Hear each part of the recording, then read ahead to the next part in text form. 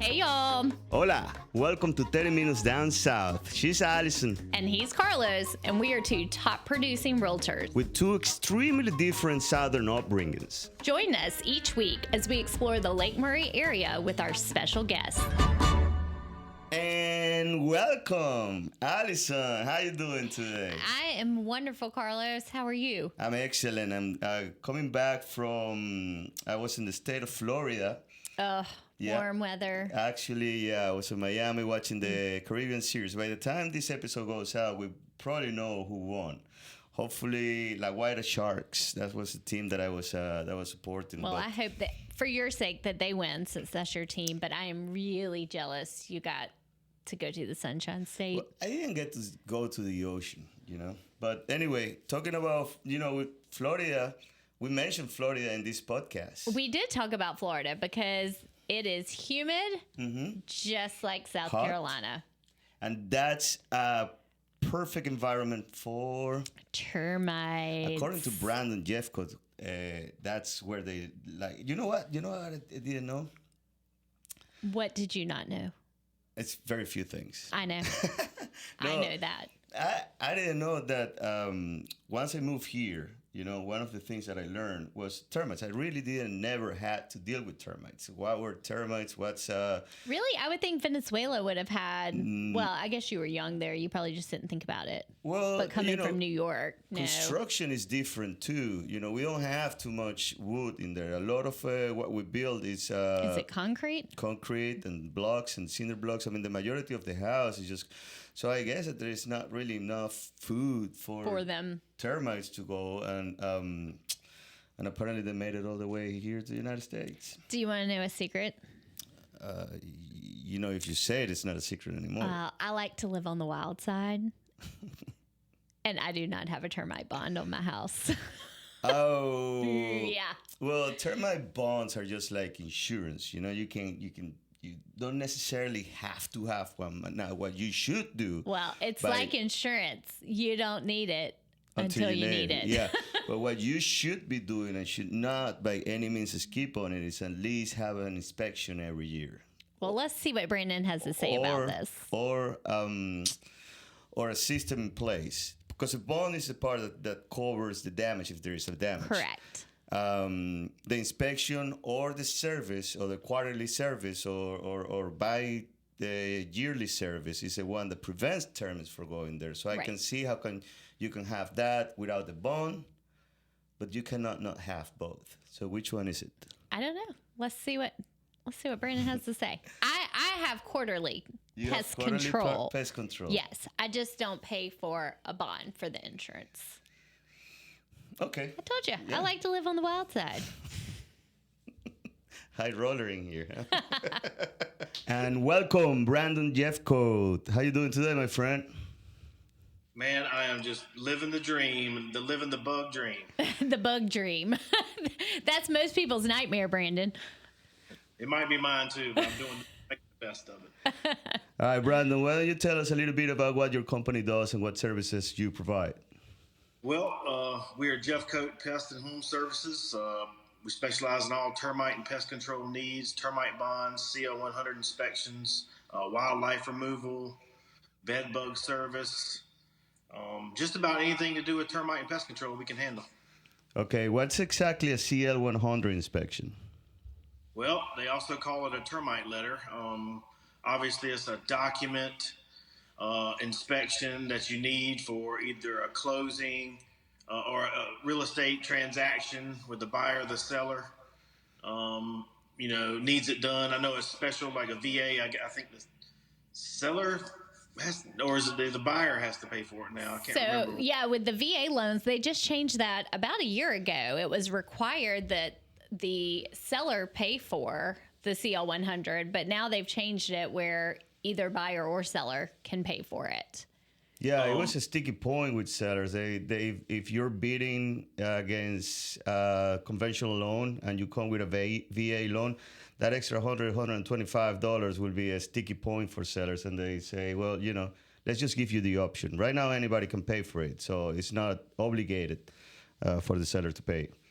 Well, what's funny is that the CO100 is actually not required.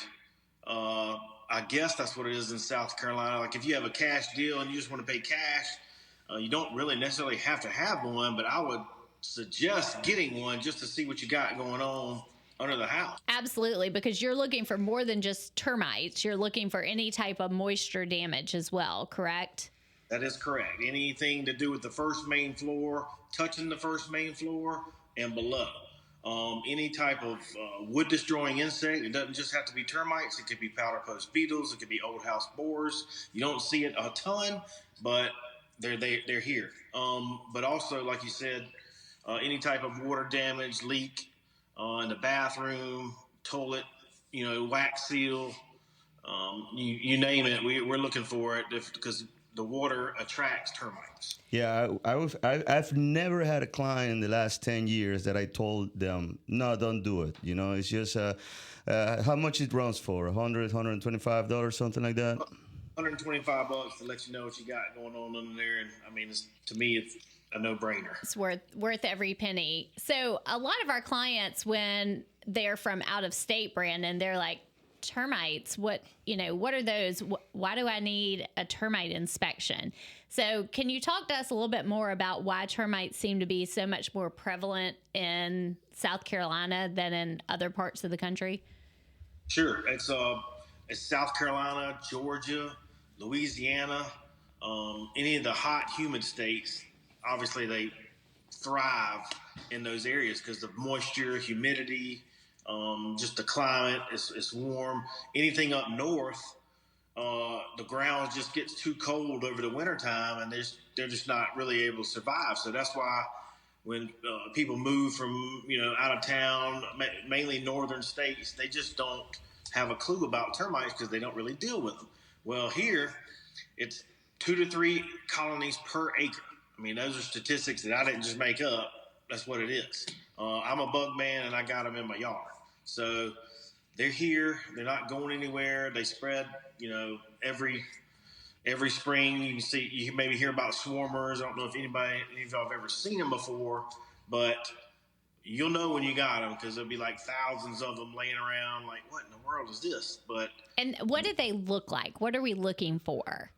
So it's the swarmers themselves are like, they're going to be a black looking ant winged. They have wings, 2 sets of wings. They're both the same length behind it. Not that you're going to get all that close and look at them, but they're not going to bite you or bother you in that sense. So it's okay to get up and take a look, but they almost look like an ant. That's why people get them mixed up. They don't call because they're like, oh, these are just ants. When the fact is, they're more likely termites. So if you see anything that looks like an ant with wings on it inside your house, I'd call a professional for sure. One of the biggest misconceptions people have that I've experienced is a slab house does not need a termite inspection or is exempt from termites. Is that correct? That's something I get probably every other day. You get people call in, all the time saying, hey, I don't think I need to keep my termite bond on this house. It's a slab. Well, that's far from the truth because when you have a slab home, you're really not going to know you have termites unless they swarm out and let you know they're there, or you see one of your walls crumbling down or your baseboards eating up. Like, what is that? What's going on here? The deal is that anybody can go out to their driveway right now, look at the concrete, and there's a crack. Okay? Termites need 1/8 of an inch to come up. So if you were to go to your house right now, Carlos, pull up your floor, I don't know if you have hardwood, carpet, laminate, whatever it may be. If you pull that up, you're going to find a crack somewhere in that foundation because, look, let's face it, everything settles, the ground changes, everything changes around the outside, your foundation settles, it cracks, termites are going to come right up through that crack and start eating. So I would have a termite contract more on a slab than I would a crawl space house. So it's funny because the first time I really heard that, and I remember exactly what house I had under contract at the time, and it was one of your guys who was doing the inspection, and it was a walkout basement house. And I said, well, this one should be pretty easy. I've always recommended, no matter if it was slab or crawl space, but, I just made the comment, well, this one should be pretty easy. It's, walk-up basement, concrete everywhere. And he said, Allison, the worst case of termites I've ever seen was in a slab house, and half the house was eaten up. And I was just floored. A lot of people just don't know what they're looking at, neglect what they see, past, or the old cliche, sweep it up under the rug. But the fact is that if you see anything out of the ordinary on a house, you just need to get it checked out, because there's a good chance that it's termites. Because those things are sneaky. I mean, they can go up inside of a pier. Just say you got a crawl space house, they can go up inside of that hollow block pier, go into the house, and no termite guy can see it. I don't care if you're the best inspector in the world. You can't see inside of a block.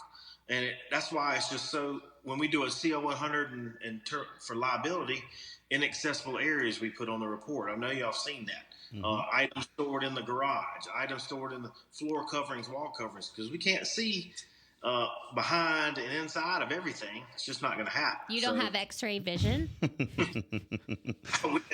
Brandon, two-part question. What do you do to prevent that from happening, and how do you fight it when it happens? Well, the good thing is it's a free estimate that we offer. Suspect of having something, or you just don't have a termite contract or bond on your house, you want to get it checked out, it's good to have one, because once a year you have somebody coming out to your house, not just looking for termites, but we're looking for moisture. And if your tub's got this slow leak that's been leaking for however long, I can probably save you thousands of dollars in damage of ripping it out and replacing it if we just stop the leak. Just because you get a little bit of stain, water stain on your wood in the crawl space from a leak, if it's solid, you don't have to replace it. It's still going to be stained, but you don't have to replace it. But if you stop that leak, it'll stop, obviously, a bunch of repairs from down the road. So we'll come to a free inspection, give you a price to put it under bond. We can either do the baiting system, Centricon baiting system, or we can do the liquid Terminor treatment. We treat it, and then every year we come inspect. So explain to our listeners a little bit more about what a termite bond entails, because that's something that whenever Carlos and I go to show a house, I always check the property disclosure to see if the house is under bond. And it's a question that arises a lot. Well, what does that mean exactly?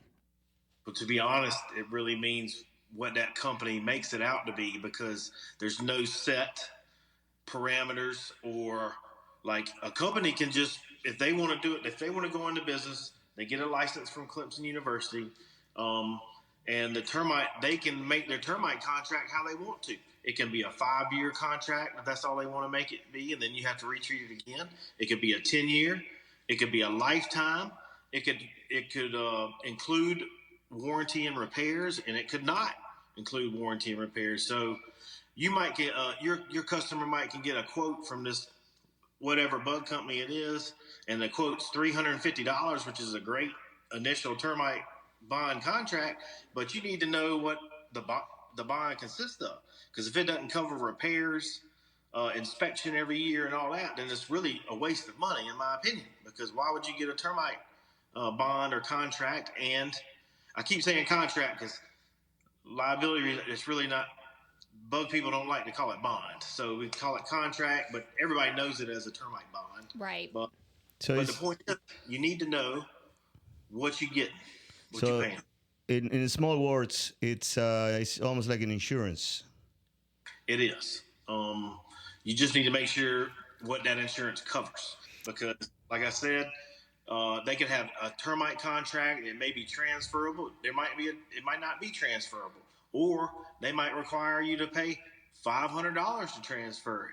And if that's the situation, then you need to call Jeffcoat Pest, because we're not going to charge that much to transfer a termite bond. We'll probably be a little less than that, as a matter of fact. Brandon and I see that your new company is called Jeffcoat Pest Control, and you just started that company probably a couple months ago. Now, I'm sorry. Go ahead. Now, you've been in the business for how long? So I've been in the business for 25 years. I was with Clark's Termite and Pest for 22 before they sold out. The companies that Jeffcoat's only been in business for a couple months, but it was Kramer Environmental, and all we did the same tax ID numbers, just the same company, same staff, same everything. I just bought Kramer out, and it's now Jeffcoat. So we've really been going at it for almost 2 years now. All the customers stayed the same. Like I said, everything's the same. We just changed the name. That's awesome. And y'all seem to have a really good business, because whenever I try to get y'all out there, it's like, hang on, let me check. But y'all are always able to make it happen. So that's awesome. We appreciate that. One way or another, we're going to work it in. If I got to be the one to go out there, because I've seen you on a couple inspections out. So, Yep. I don't let it go. All I know is I usually tell the agents or realtors that if they call in and they can't get something in when they need it, because I do know there's a 10-day diligence period, and there's a lot of stuff we have to work with y'all, and y'all have to get your repair addendums in. You have to do all kinds of stuff on the quickness. I just tell them, let me know, and if I got to get out there, I will. Awesome. Brandon, how many employees do you have now? So we have 7 in the field and 2 CSRs in the office. I actually just hired another person to go after, the money and bills and stuff like that. So now it's 3 CSRs and 7 in the field. Do you also deal with bed bugs? Yes, we do. It's one of the things. That makes me cringe, just the thought of it.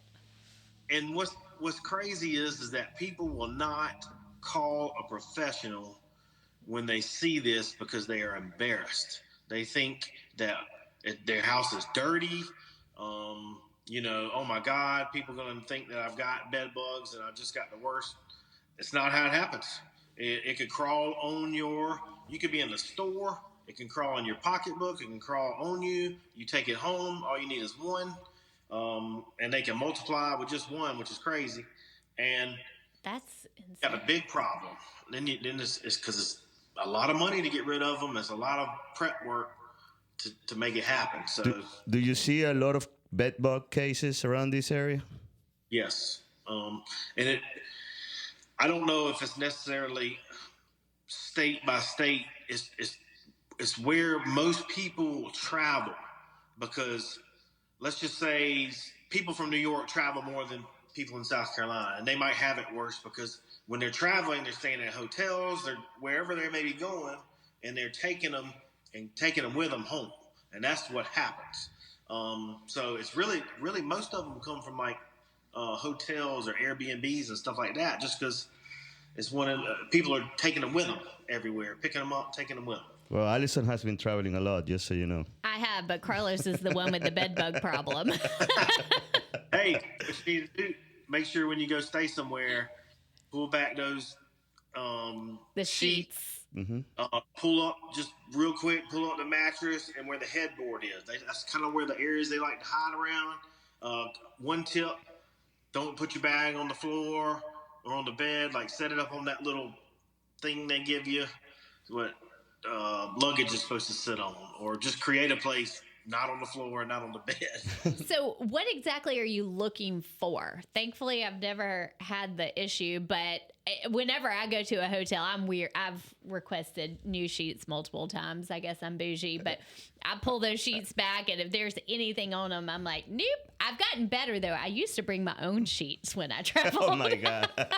Really not a bad idea. Maybe laugh at her and make it funny, but I can't blame her, because where are you going, and who's been there before you, or nothing. Did they clean right? I mean, it's just one of them things you got to be careful. I can see Allison bringing her own water to shower. Actually, the last hotel we stayed in was so terrible. I ended up going to the cleaning lady, and I said, just give me your cleaning supplies, and I'll clean the room myself. Like, you're every hotel's dream. Listen, Brandon, I got 25% off my stay. Yes, Brandon. How about you tell me what's the worst case you've seen in these 25 years? I mean, I just want to pick your brain into like Of like any bugs or yeah, termite, whatever. What's I see that you're smirking, so you had something in your mind. I have I've seen some pretty bad stuff for 25 years. I'm not gonna lie. And the two worst things, one was a termite infestation on a house in Blythewood. It was in a neighborhood. Anybody could ride by and see it, but they had stilts on both ends of the house up to the eaves and the where an A-frame where it comes down. They had stilts going from the ground, holding that thing up, supporting it because they thought it was just going to collapse into the ground. oh my gosh. Every sill plate, downstairs and upstairs was eaten completely by termites. How do you save that? You got to tear it down, right? Yeah, there's got all of it's got to be. Now they left it there because there was a lawsuit going on, all kinds of stuff going on. So they had to leave it there for people to come by and check it and do all that. But yes, that one there is going to end up just coming to the ground, keep the foundation up, rebuild from there. Whatever they want, or the same house that they had. But to go back to the question, I've been in plenty of people's houses where I've walked in the door and German roaches fall on my head. Oh. So, yes, yeah. I have been in those too. And the funny thing about South Carolina is that they don't call it roaches; they call it palmetto bugs. So But the palmetto bugs aren't the same thing as the German roaches. No. And guess what? The palmetto bugs, what they're calling, just because it's a state thing or whatever, it's still a roach. It is But a roach. I can handle those better. I think it's because the German ones are so small and they're fast and they multiply. The small German ones, they almost reproduce every other day. They don't go outside. That's the problem. They stay inside. On inside the house. They don't go outside. They multiply inside. Yeah. If you don't get rid of them, What's tougher to get rid of? Bed bugs, termites, or roaches? Termites are pretty easy with the chemicals and all they have out these days. It takes at least 2 times for bed bugs. And I've been to a German cockroach house where it took me 5 times to get rid of it. But I priced it that way. I told the people up front, I mean, look, it's called Jeffcoat Pest Control, not Jeffcoat Pest Elimination. Like this, you got bad issues. It's not you're not gonna get rid of them on the first try. Yeah. And we price it that way because we know we're gonna have to make 2 or 3 trips out to the house. Well, I believe there's got to be a balance between having too harsh of a chemical that is going to sit inside your house and eliminates all those bugs and something that actually works. You can't really go atomic bomb inside your house and then leave in there, correct? Yeah. No, but what we do tell them to be safe with all of our customers. If it's a German roach or a bed bug treatment, they're going to have to be out for 4 hours. We try, you don't mess around and try and be safe. We have to deal with chemicals every day. We want to make sure that we're safe and that the customers are safe. So it's one of them deals. You do have to use a little extra chemical and all that. Make sure it's mixed correctly to get rid of the infestations that are so bad. Is there a preventive, and I'm jumping back to the Centricon system, which is a bait system, and I would like for you to explain a little bit of how that works, and then tie that up with, is there a way to prevent roaches just like Centricon to prevent termites? There are, to start on the second part first, there is roach bait, ant bait. There is no bed bug bait, but there is types of bait stuff you can put out. That's why we tell most people to go on a quarterly service. You go on a quarterly service; it's a guaranteed service. We come out every 3 months. We replenish what needs to be done, put a little barrier on the outside. It just kind of helps. Like it helps with that control, not elimination, but helps control the bug, issues you may have around or that may be coming. Centricon baiting system. It's one of the best systems around because when you put the station in the ground all the way around the house, it's got the bait already in there. Termites, bees, ants, they're social insects. they have a queen that rules everything. And if you don't kill the queen, then you're not getting rid of the colony or the entire infestation. So bait is the best way to do that, is because the termites, the ants, the bees, the whatever, they come out and eat, take stuff back to the colony, it gets to the queen, and there you go. Eliminates the whole thing. So that's why Central Cons is one of the best forms of treatment around. Cool. That's a lot of information. That whole queen system sounds a lot like Remix at the Lake. Love you too. I don't have anything for that though. Well, Brandon, you have been a wealth of information today, so we really appreciate you taking the time to come on and explain all things buggy to us and share a little bit about your not so new but new company. How can people find you? Our office number is 803-999-6030. Jeffcoatpest.com or quitbuggin.com. You can find Quit bugging. I went ahead and bought that domain just to kind of be, have a little flair or something different. A little comic relief. That's right. So we have text lines. Like, most of our estimates are free. Contact us. I can promise you, you're going to get throughout all the years in the business, and people can back me up. I'm a pretty humble guy, but the fact is that I'm going to take care of you. You're going to get an honest inspection. Let's do what I'm saying I'm going to do. If we mess up, we're going to fix it. I mean, it's pretty simple. That's what most companies should do, but I know that's what we do. Well, I can certainly back you up on that, because I've used your company for many, many years, and so far, knock on wood, I haven't had a complaint. You're always on time. You're always doing what you're gonna say, and whenever we find a problem, and we try to tackle it. At the end of the day, that's what you want with an inspection: finding the problems. The only problem that you cannot solve is the one that you don't know. That's right. Well, thanks so much, Brandon. We appreciate it. Thank you, brother. All right. See you. Bye. See you. All right. Bye. So I think that's pretty cool. Brandon was in the business, transitioned to partial ownership, and now he's bought the company outright. And now he has a lot of headaches. we know all about that. Yeah. Well, I can't. I mean, I've never had employees under me, like my own company, my own people, my own name on it, the way he's doing it. I think that's a different level that I still haven't. We are independent contractors. We work. If we don't get out of the house, we don't get paid. Right. We don't have. We're anybody. only responsible to ourselves. Mm-hmm. It's funny because people say, "Hey, well, how does it feel to work without a boss?" I'm like, "Well, I literally have 100 bosses out there, because every client is like a boss for us. They are the ones that dictate, that we answer to." Correct. But yeah, that's a nice career, and I've been able, and you too.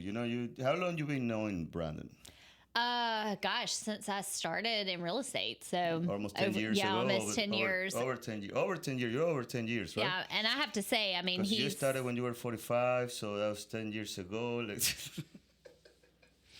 I do have to say that, I mean, I've always liked working with Brandon. He's very dependable, trustworthy. So when he left Clark's, it was like, whoa, where'd he go? He was one of my go-to contacts. And that's definitely one of the things that separate Brandon from a lot of people, and is that you can text him anytime, any day, obviously, within reason, and he will respond right away. Even if he doesn't have the answer right there, because I remember, and I mentioned the bed bugs in the conversation because I had an issue. With bed bugs? Yeah, with bed bugs. I want to say probably like 6 months ago with a client. With your Airbnb? No, with a client. Oh. And it was, hey, we need to get on this immediately. And Brandon didn't have a guy back then, wasn't sure, and he was like, I'm on it. Give me an hour or two. And actually, in less than an hour, we got somebody in the house checking in, and eventually he found it. they sprayed. Treated. Yeah, they treated. That's a word. And re-inspected a couple months later, and it was bed bug free. So whatever they did, it worked. Yeah. And that was just one of many, many, many stories I had. I also met Brandon when I was starting in real estate, and I was the one that told him, "Man, I really liked your job, because it seems like you're always." When he Because you were at the ball games having fun with him. Yeah, I was like, man, all you gotta do is just hang out with clients, invite them for these cool events, but it's a lot of responsibility, It is. Well, I'm just really proud of him and what he's done, and it's great for us to have a good go-to person that we know we can trust and our clients can trust as well. Yeah, definitely.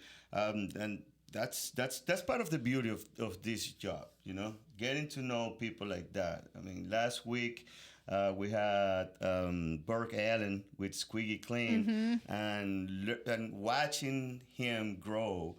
I think that Brandon in a whole different industry, growing all the way to owning his own company. I think that those are the stories that I really enjoy listening to. They resonate with people. Yeah, they really do. Maybe one day I'll see you. Maybe one day you'll have me on and I can tell you how I grew. Maybe one day you'll be my employee. Hey. Or I'll be yours. That's Which right. one? Let's make a bet. We'll see. Only time will tell.